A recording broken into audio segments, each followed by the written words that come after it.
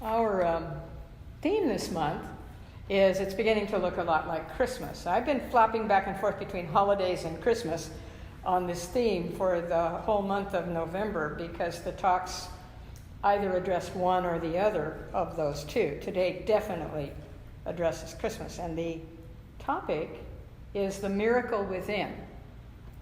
So I want to start out by saying rejoice. We've already been rejoicing here before the service started. Those of you who came in early heard that. Just jamming with Christmas music and enjoying ourselves doing that. So I want to talk about rejoicing today. I want to share with you that rejoicing is a natural thing for us to do. Yet, strangely enough, many of us don't do that automatically, even though it lifts us up when we do. How many of us actually remember being taught to rejoice?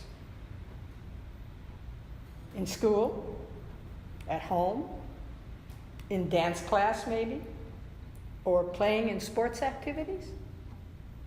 And when you became an adult and you went into the work world, how many of you remember being evaluated on how well you could rejoice at the good things happening in your job? The definition of rejoice is to be glad, to be happy, to be delighted. Rejoicing means an occasion for joy. And the truth is, joy is very empowering. It increases our productivity. It causes us to be more creative. It helps our bodies to work better. It causes our hearts to open up. Now, since all of this is true, it looks like the schools and the corporations perhaps have been missing something. It looks like we have the key to something that we'd like to follow through on in our own lives and the lives of those around us. So let's decide right here, right now, that rejoicing is something that we're going to give ourselves permission to do this month. During this time of celebration for Christians and Jews throughout the world. As most of you know, Hanukkah this year starts on December 12th, a little bit earlier than last year, and it continues for 8 days. Christmas began, at least for those who live in the United States, at about 12:01 a.m. on November 24th, the day after Thanksgiving, although even that's getting one up now. There were stores actually open the night of Thanksgiving, the 23rd. And in fact, two of my neighbors spent a good portion of the day on Thanksgiving Day and or the next day putting up the lights on their homes and putting out various characters and scenes in their yards. And for those of you who've been coming over to my house for classes and things of that nature, you've seen that across the street is really lit up this year. As those two little girls get older, the lights get greater and more noticeable on their house. So, rejoicing, being happy, being delighted, full of joy, doesn't require any particular event or activity to activate it. Rejoicing is a miraculous experience. And it's such a remarkable event that we create within ourselves and bring forth into our consciousness that we see and hear and feel the joy of life, the joy of living, the joy of sharing and receiving. It's what the spiritual masters have described as the lofty experience of bliss. However, we don't have to be lofty. We don't have to spend years training ourselves to be spiritual masters in order to rejoice and feel joyful. In fact, we don't even have to wait until the holiday season. We can do this anytime we choose. But since we're already into this holiday season, I'd like to suggest that we use this time to practice our own ways and kinds of rejoicing. And as you've seen and heard, the topic today is the miracle within. One of the miraculous experiences that each of us can have is to rejoice. And here are some miracles that we can rejoice in.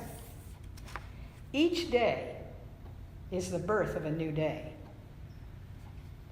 Each day is a day of gratitude for each other and of gratitude that our paths have crossed. We can reach out to each other. We can strive for understanding. We can forgive, even easily and effortlessly. We can love. We can develop peace within and around us. We can wish each other an abundance of happiness and prosperity. These are the kinds of thoughts that transform not only our own individual realities, but that of the entire world as well. These are things to rejoice in and to take into our hearts as the life and love-affirming beliefs that bring us lasting joy and peace. This morning, I'd also like to talk about this time of the year in relationship to the miracles that many people throughout the world are celebrating.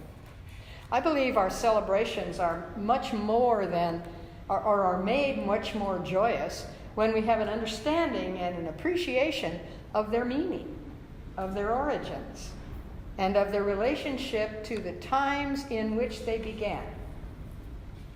As I mentioned earlier, this year there are two major celebrations during the month of December. Christmas in the Christian world and Hanukkah in the Jewish religion. The story of the spirit of Christmas is giving and receiving. Most of us are familiar with, and many of us are filled with memories of the Christian tradition of Christmas.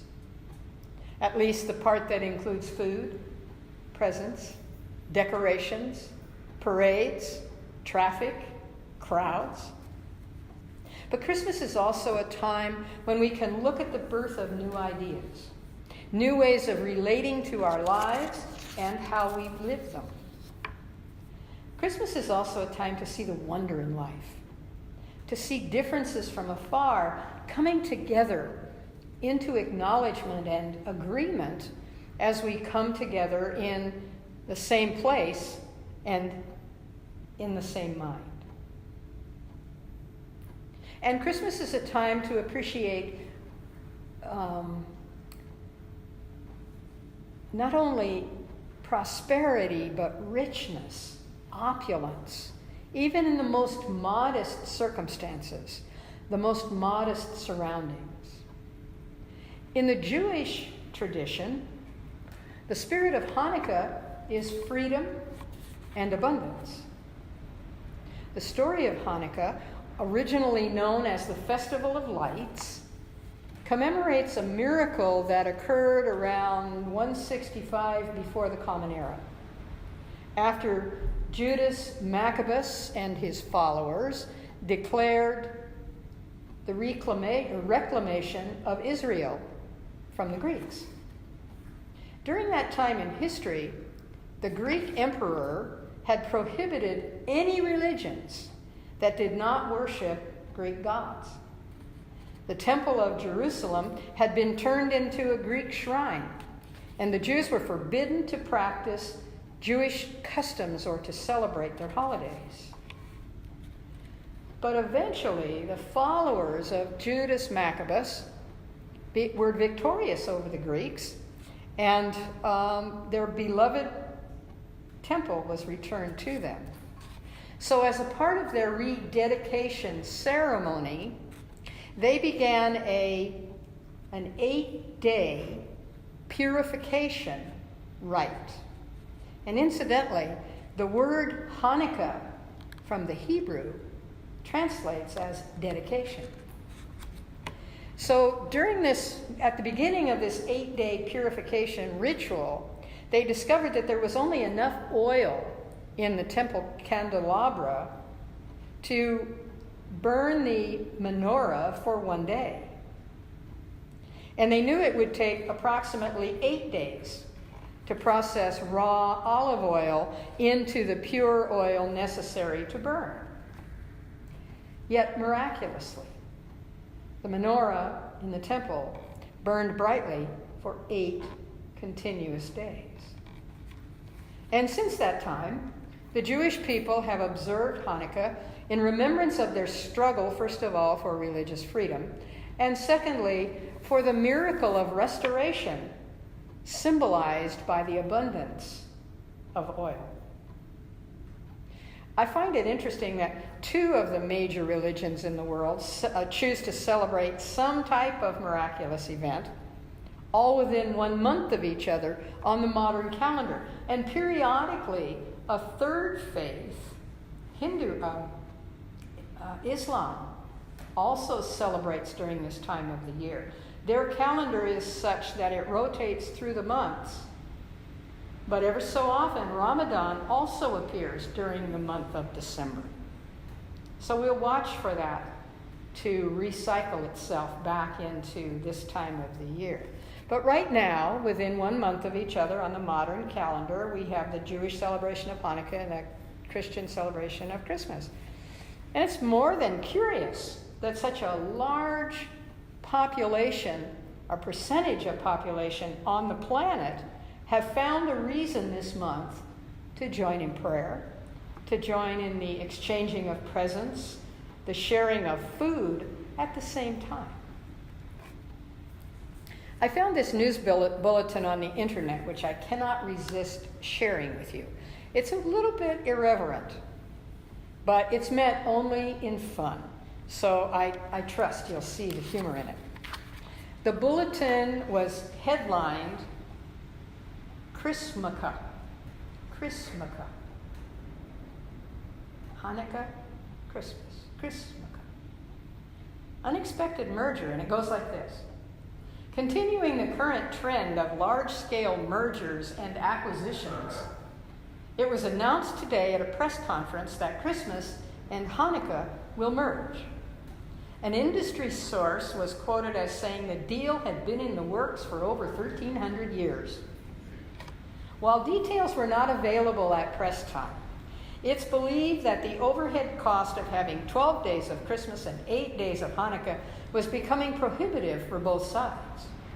By combining forces, we're told, the world will be able to enjoy consistently high-quality rejoicing during the 10 days of Chrismaka, as the new holiday is being called. As part of the conditions of the agreement, the letters on the dreidel, currently in Hebrew, will be replaced by Latin, thus becoming unintelligible to everybody.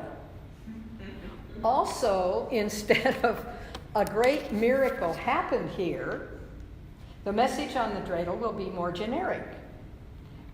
Miraculous stuff happens.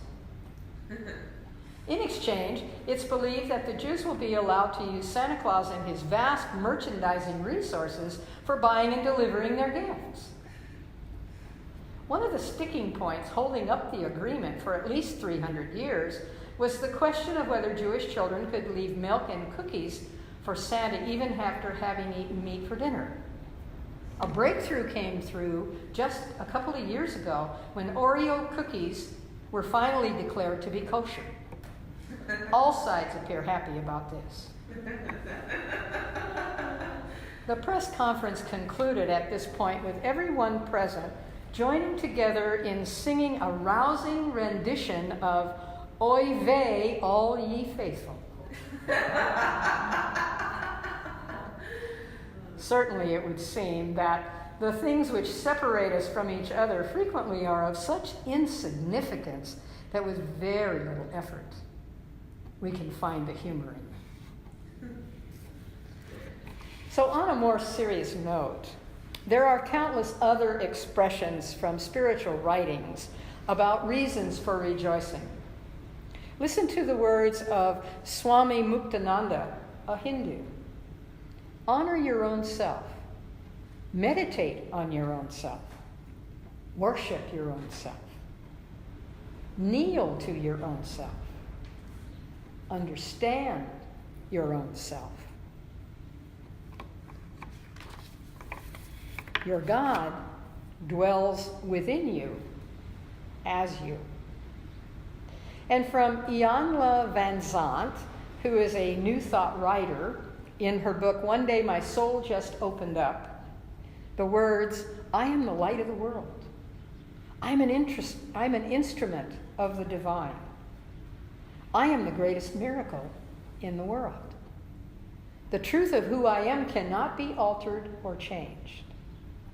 The truth of who I am cannot be altered or changed. The way I treat myself determines how others treat me. And here are some words from Joel Goldsmith. Joel began life as a Jew and then became a Buddhist. And writing in a parenthesis in eternity, he says these words, just as the spider unfolds its web from within its own being, we must unfold divine wisdom, divine joy, and the divine potential of God from within ourselves. The moment we stop trying to make God come to us, we realize God is already here. So what we hear in each of these writings are the similarities, the agreement with which expression from all spiritual beliefs correspond and converge. The miracles of recognizing and understanding the truth comes from within. Whatever language it's said in, whatever story or situation describes it, whatever time of the day, the month, or the year that it occurs, the miracle comes from within. So I invite you today to choose a new window through which to view your holiday experiences this year. We've been talking about this for the last several weeks, actually. Intend to have a holiday, whatever that holiday is, that you celebrate, filled with sweet awareness of the presence of God. Set your intention to live with ease this month, to communicate with friends and family. Intend to bring a sense of the sacred to each day. Make these holidays, regardless of their origin, what they are intended to be, which is a holy day filled with miracles, newness, sharing, gratitude, love, understanding, and peace. Permit the unfolding of these miracles within your own being to flow from you in each moment of your experiences this month. This isn't about the size of the gift, the color of the candle we light, or the decorations on our houses. Remember, miracles are of spirit, not any one faith. Miracles are for anyone who believes. This is the heart of Hanukkah and the soul of Christmas.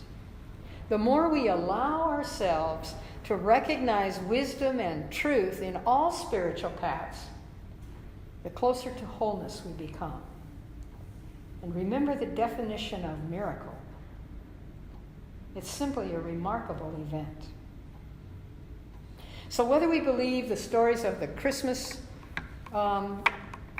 origin or of the origin of Hanukkah as actual stories or stories to illustrate the nature of miraculous experiences is not the point.